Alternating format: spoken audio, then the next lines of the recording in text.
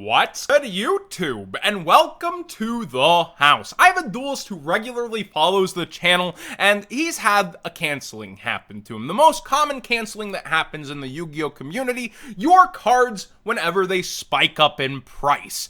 We see vendors do this all the time, and there's only one real legit excuse to this that we'll get into in a bit, and this ain't it yet. I've seen on the threads people trying to defend it, saying they haven't committed to a sale just because they put the card up and it's sold on a platform, and all these really mind-blowingly pot kettle arguments. So the vendor in question says, sorry, but the card that you bought went up in price. I didn't keep up with card prices weekly, and I'm gonna issue you a full refund. Thank you.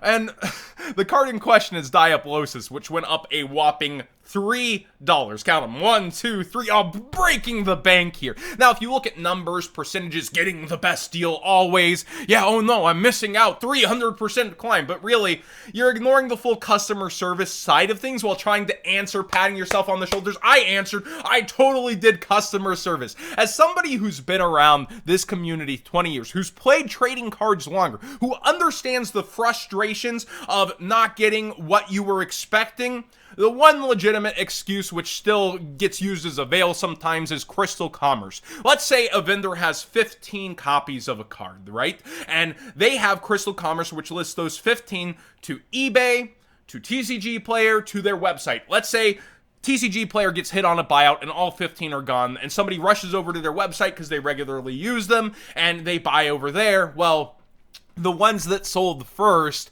are the copies that are the order that's going to go through, yet Crystal Commerce allowed these extra copies to sell because it rolls up and doesn't update for like 10, 15 minutes sometimes. So during like a mass buyout, that can happen. That's the legit excuse, not what's happening there. And even then, some of those vendors have back stock that they use, and they don't just fulfill the order, and you'll see them list the next day, oh, those weren't those copies. If you have the extra copies and quantities, just freaking fulfill the order and make the customer happy, and don't be greedy. But in this specific scenario, they straight up admit to why TCG Player has the terrible pre-seller policy of locking to a certain rating and people being able to do pre-sales, which is why you see terrible prices. The canceling of orders of pre-sales when they spike up. Oh, I didn't think this would be shorted, so I didn't pull enough of them. All those BS excuses that shouldn't be really there. This is straight up one of them, and they're blatantly displaying it. So the buyer then answers, so you're willing to openly admit to screwing over your customer for a difference of $3? That's insane. And I completely agree, except then the seller starts gaslighting. No, that's not what's happening to you. Sorry for the misunderstanding, but I didn't screw you over because I issued your money back, so you'll be getting your money back. I also sell cards as a second income, so any difference of how much I make counts. Second income, not even primary, not saying I need this to get by. Oh, this is my secondary thing, building bankroll kind of excuse. If you don't like to buy from me again, then that's fine. Thank you. Basically, don't leave me negative feedback, bro. Yeah, you leave them negative feedback in this situation, and they say best. Like, I can't believe the audacity here to try to flip it on the buyer, but then people come out onto threads like this trying to do the same, saying, well, you shouldn't be buying cards for profit, you know. Wait, isn't that what the vendor's trying to do here? Maximize profit, yet you're shaming profit making in general and trying to make a lesson about this the other way?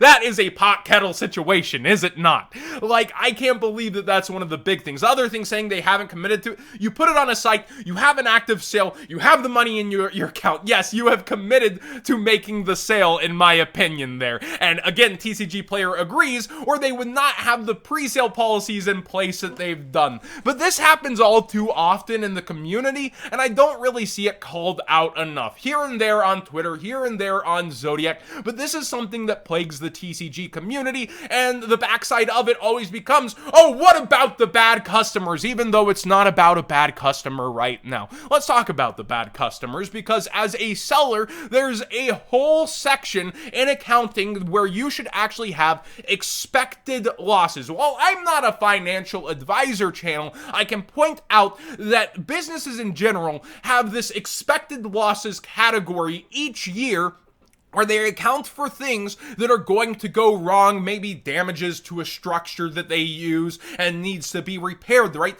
Like, or orders that go wrong and happen to go out. This isn't even in that section, right? This is more so trying to just maximize profit on an item rather than expecting a loss, something to go missing in the mail. But people try to compare these things of, oh, they get ripped off by so many buyers, they need to make more to cover for that. No, it just goes in their expected losses section whenever people try to scam you and you didn't use tracking, which, of course, a card like this, it's not worth it to put tracking on.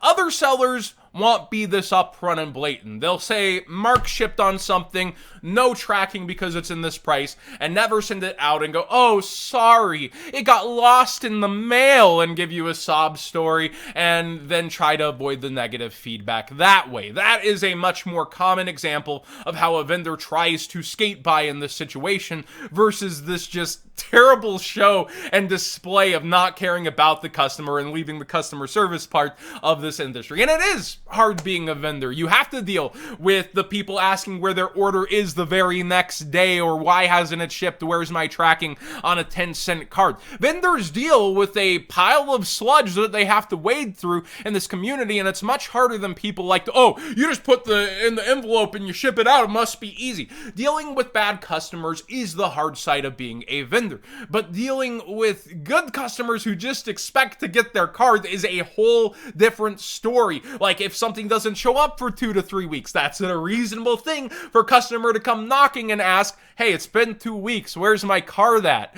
Like, that's completely reasonable, rather than the crazy customer who messaged you next day, like, well, why hasn't it shipped? What's up? Where's the tracking update? Now, with my vendors, even the big boys, problems are going to arise. Big 3 recently was in trade complaints, and I'm going to address that. Big 3 had 4 pallets get misallocated by their distributor, which is getting fixed by Tuesday. A lot of people got their orders in, and I saw even on the trade complaints, I don't know what's up. I got my 10s. I don't know why you got yours. I finally got a hold of the owners today, and they told me about the situation. I think they need to figure out whatever's happening on the customer service end of, say, their emails not going through necessarily to be able to answer people that, hey, these will show up this day. But they got back to me today on that, and stuff like that happens all the time. I believe Yu-Gi-Oh! Daily specifically had, and Gamer's Choice, actually, both of them are located similarly, the delay with products that were supposed to come through, yet the New York region experienced a huge delay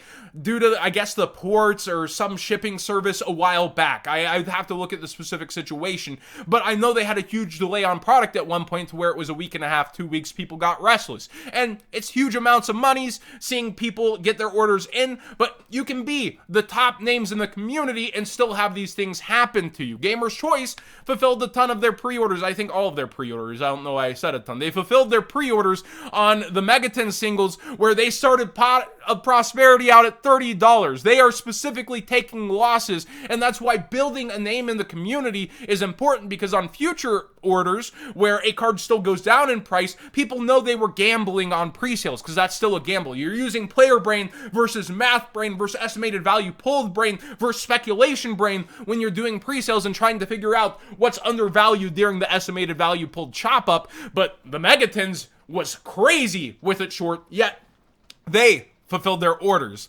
So when it comes to something like this and a lack of fulfilling orders and a blatant display of profit over customer, I completely disagree every single time, and that's why I work with who I work with.